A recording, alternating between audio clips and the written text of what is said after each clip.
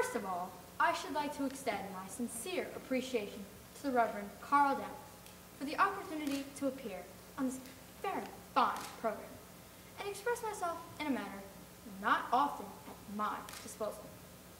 Music is my business, my profession, my life. But even though it means so much to me, I often feel that I'd like to say something, have my say on some of the burning issues confronting us in another language, in words of mouth. There's a good deal of talk in the world today. Some view that as a bad sign.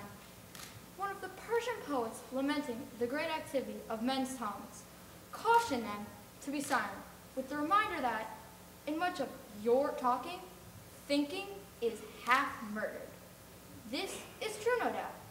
Yet in this day when so many men are silent because they are afraid to speak, indeed have been forbidden to speak, I view the vulnerability of the unrestricted with great satisfaction. Here in America, the silence of Europe, silent that is, except for the harsh echoes of the dictator's voices, has made us conscious of our privileges of free speech. And like the dumb, suddenly given tongue, or the tongue-tied ease of restraint, we babble and beg to beat the band. Seemingly, as individuals, don't say much of consequence.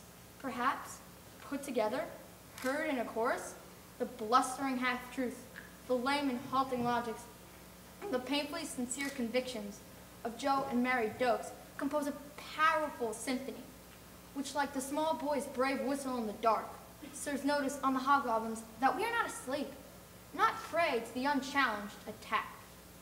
And so, it is with the idea in mind of adding my bit to the meaningful chorus that I address you briefly this evening. I have been asked to take, as the subject of my remarks, the title of a very significant poem, We Too Sing America, written by the distinguished poet and author Langston Hughes.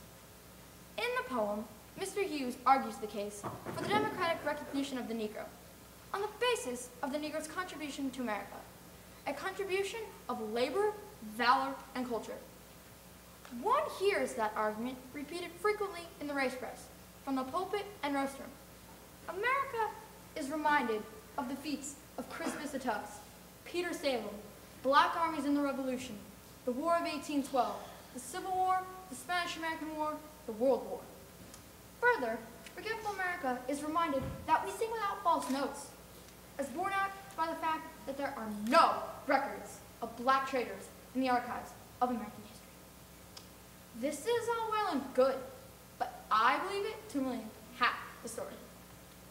We play more than a minority role in singing America, although numerically, but 10% of the mammoth chorus that today, with an eye overseas, sings America with fervor and thanksgiving. I say our 10% is the very heart of the chorus. The sopranos, so to speak, carrying the melody, the rhythm section of the band, the violins pointing the way. I contend that the Negro is the creative voice of America, is creative America. And it was a happy day in America when the first unhappy slave was landed on its shores.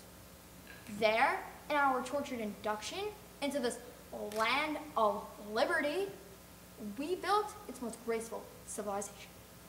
Its wealth, its flowering fields, its handsome homes, its pretty traditions, its guarded leisures, and music were all our creations.